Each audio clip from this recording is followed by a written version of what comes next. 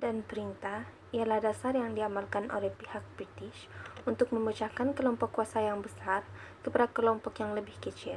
Konsep ini juga merujuk kepada pemecahan struktur kekuasaan sedia ada dan menghalang kelompok-kelompok kecil itu daripada bersatu dan berhubungan. Umpamanya, orang-orang Cina yang tinggal di kawasan bandar menjalankan perniagaan dan juga di kawasan Lombok sebagai pelombong, dan merekalah sebenarnya pemilik aset yang tinggi dalam ekonomi masyarakat Malaysia. Sementara orang-orang Melayu pula tinggal di luar bandar sebagai petani atau nelayan kecil. Kaum India kebanyakannya pula sebagai buruh kasar kerajaan dan pekerja ladang. Hakikatnya, kegiatan ekonomi orang-orang Melayu dan India adalah bercorak sara diri.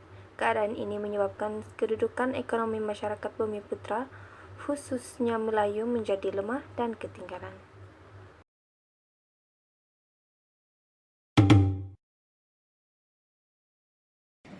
Selamat sejahtera, nama saya Shweta Selvaraju dan hari ini saya akan membincangkan tentang kesan dasar pecah dan perintah British di Tanah Melayu dari sektor ekonomi.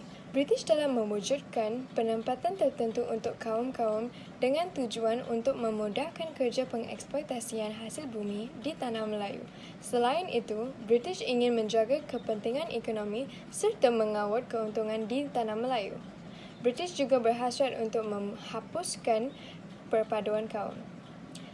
Saya akan membincangkan tentang kaum Cina dan kaum India dengan mendalam. Pertamanya, kaum Cina menguasai perlombongan biji timah. British telah menempatkan kaum Cina berdekatan dengan kawasan perlombongan biji timah. Selain itu, British mendorong kegiatan ekonomi berorientasikan ekspor. Dengan ini, kaum Cina dikerjakan untuk mengeksploitasi biji timah secara berleluasa. British juga mengenalkan penggunaan sistem pengurusan ekonomi yang lebih sistematik agar menjaga pengeksploitasian biji timah di Tanah Melayu. Selain itu, kaum India telah ditempatkan di estate untuk memperkembangkan perusahaan getah. Nama saya Chavi dan hari ini saya dari kumpulan 2 akan dengan nombor matrik BK11910374 akan berbincang tentang kesan dasar pecah dan perintah di Tanah Melayu. Saya akan berbincang daripada segi ekonomi dan kesannya kepada kaum Melayu dari segi ekonomi ialah kaum Melayu terus dijadikan pembekal makanan seperti beras. Mereka tidak diberi peluang untuk menetap di bandar dan mencari dan melibatkan diri dalam ekonomi lain. Mereka hanya dibenarkan mengamalkan ekonomi tradisional di kampung-kampung kecil. Dan ekonomi tradisional adalah ekonomi secara diri seperti menanam padi dan menangkap ikan. Mereka tidak dapat mengikut arus perubahan ekonomi kerana berada di pinggir bandar. Hanya golongan elit Melayu yang bilangannya amat kurang yang dapat melibatkan diri dalam pentadbiran. Selain itu, kaum Sikh juga ada masalah yang sama. Mereka ditetapkan oleh pihak British supaya tinggal di bandar dan dijadikan sebagai pihak polis sahaja. Mereka tidak menyumbangkan apa-apa dalam bidang ekonomi Tanah Melayu.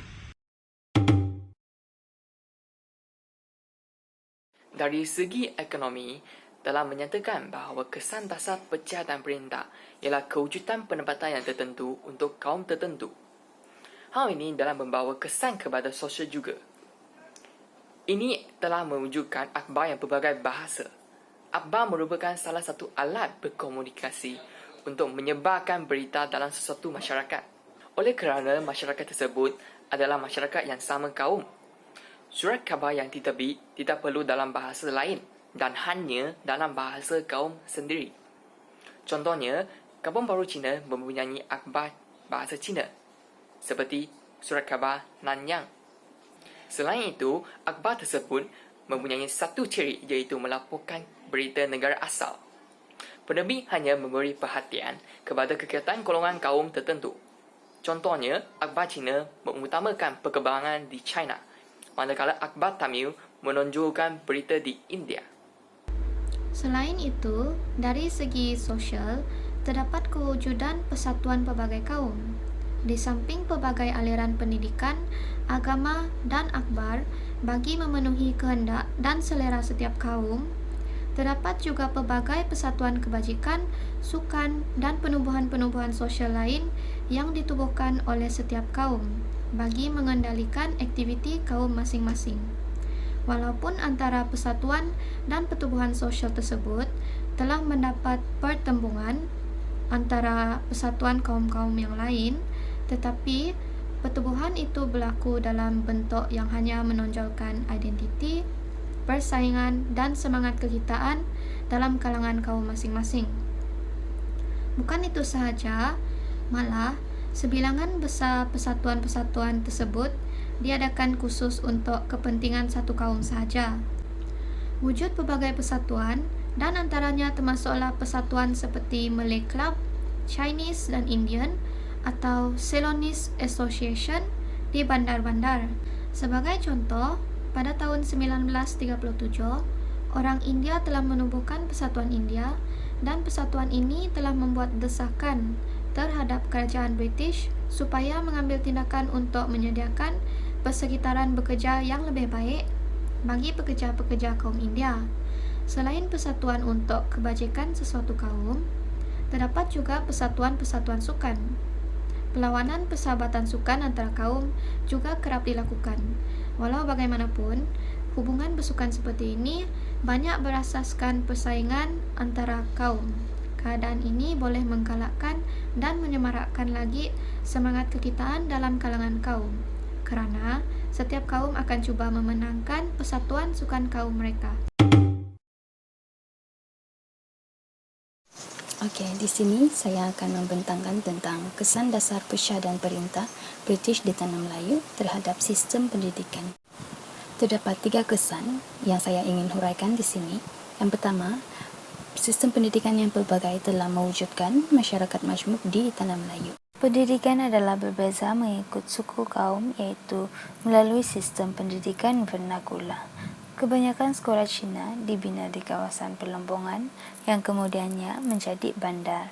Sekolah Tamil pula dibina untuk kaum India yang tinggal di kawasan ladang getah. Manakala pendidikan Melayu hanya untuk orang Melayu, perbezaan ini telah mewujudkan masyarakat majmuk di Tanah Melayu. Yang kedua, sistem pendidikan telah dijadikan oleh komunis untuk menyebarkan propaganda mereka. Dalam usaha menyebarkan ideologi, komunis dan KMT mengawal sistem persekolahan Cina. Di kawasan perkampungan, sekolah Melayu telah dijadikan sebagai tempat menyebarkan propaganda komunis. Peristiwa sedemikian telah berlaku di Sekolah Melayu Bukor, Kuala Kangsar, Perak. Propaganda ini telah turut membawa kepada meletus dan merebaknya keruncinan hubungan etnik di Tanah Melayu. Dan yang terakhir, setiap etnik dapat mengekalkan keistimewaan kebudayaan mereka tersendiri. Kerajaan British mengamalkan dasar laissez-faire dengan membiarkan setiap-tiap sistem persekolahan itu berkembang mengikut haluan masing-masing. Biasanya telah mewujudkan 4 sistem persekolahan yang berbeza di negara kita pada masa itu. Setiap kaum mengambil inisiatif mengikut sukatan pendidikan serta mengambil guru dari negara asal mereka. Ini menunjukkan bahawa Inggris tidak mempunyai agenda bagi menghalang ketidakseragaman dalam dasar pendidikan mereka. Pertama, sistem pendidikan British ialah semata-mata untuk meningkatkan kemahiran dan kebolehan rakyat tempatan bagi mencapai tujuan eksploitasi mereka sahaja. Kesan politik dasar pecah dan perintah British di Tanah Melayu ialah pemumpukan hubungan etnik secara formal dan politik. Semasa pelaksanaan Malaya Union pada tahun 1996, secara tersirat memperlihatkan pihak British ingin memperkenalkan corak pemerintah unitary yang berasaskan penguasaan majoriti oleh pihak British dan rakyat pula ditampilkan sebagai satu bangsa. Semua kelompok etnik di Tanah Melayu disatukan secara muslihat atau secara paksaan. Dengan ini, ramai pemimpin seperti Datuk Jaafar memimpin parti Kemerdekaan Malaya (IMP) dan National Convention Party (NCP) pimpinan Abdul Aziz Ishak memulakan parti multi-etnik untuk memupukkan hubungan etnik. Hubungan etnik membuktikan kerjaan awal kerjasama antara kaum menjadi asas dan modal bagi Tunku Abdul Rahman yang menerajui UMNO beringkatan untuk mendapatkan kemerdekaan daripada pihak British. Kemenangan peringkatan pada 1955 menjadi bukti bahawa kerjasama politik dan pengungsian kuasa antara etnik boleh berjalan dengan baik dan kerjasama tersebut memudahkan lagi usaha menuntut kemerdekaan. Dan inilah kesan politik dasar pecah dan pemerintah di British di Tanah Melayu. Sekian, terima kasih. Dasar pemerintahan British yang mengamalkan kaedah pecah dan perintah telah menimbulkan implikasi yang buruk terhadap perpaduan masyarakat di Malaysia. Pengelasan kaum mengikut jenis pekerjaan dan sistem pelajaran yang berbeza telah mengurangkan tahap interaksi penduduk Tanah Melayu yang terdiri daripada berbagai rumpun etnik yang berbeza. Tindakan penjajah British yang mengasingkan kaum mengikut bidang ekonomi dan persekitaran tempat tinggal telah menimbulkan banyak kecurigaan di antara satu kaum dengan kaum yang lain. Dari segi politik pula, pihak British telah berjaya mengurangkan kuasa pembesar tempatan selain tidak melibatkan campur tangan dari pembesar Melayu dalam politik. Penglibatan masyarakat setempat, iaitu kaum Melayu, di dalam bidang politik adalah terhad kepada jawatan yang rendah. Bagi kaum Cina dan India pula, mereka tidak terlibat secara langsung terhadap politik di Tanah Melayu. Manakala bidang ekonomi pula, British sengaja memisahkan kaum-kaum bagi mengekalkan dan menyekat sebarang usaha penyatuan yang membawa risiko penentangan terhadap penjajah British.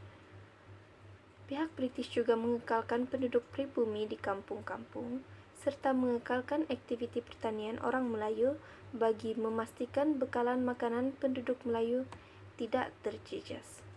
Namun demikian, negara kita dapat hidup harmoni dan aman damai dengan rakyatnya yang berbidang kaum. Justru, setelah berlaku dasar pecah dan perintah ini, berbagai usaha yang dilakukan oleh kerajaan untuk membangunkan perpaduan di antara kaum-kaum di Malaysia.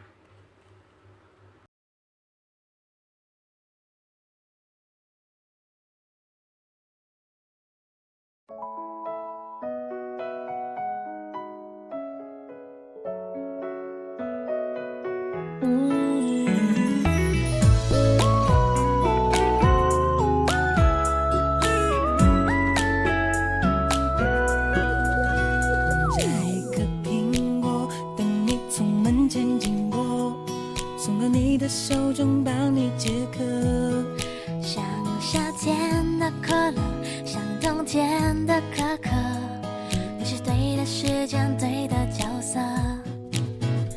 已经约定过一起过下个周末，你的小小情绪对我来说，我也不知为何伤口还没愈合，你就这样闯进我的心窝。是你让我看见干枯沙漠开出花一朵，是你让我想要每天为你写一首情歌，用最浪漫的副歌，你也轻轻的附和，眼神坚定着我们的选择。是你让我的世界从那刻变成粉红色，是你让我的生活从此都只要你配合，爱要精心来雕刻。我是米开朗基罗，用心刻画最幸福的风格，用时间去思念，爱情有点甜，这心愿不会变，爱情有点甜。已经约定过一起过下个周末，你的小小情绪对我来说，我也不知为何伤口还没愈合，你就这样闯进我的心窝。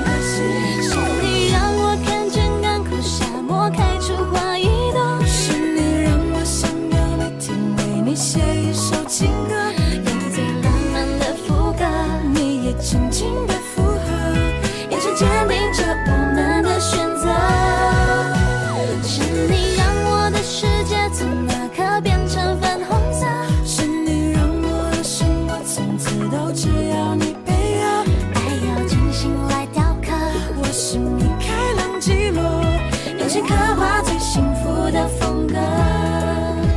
是你让我看见干枯沙漠开出花一朵，是你让我想要每天为你写一首情歌，用最浪漫的副歌，你也轻轻地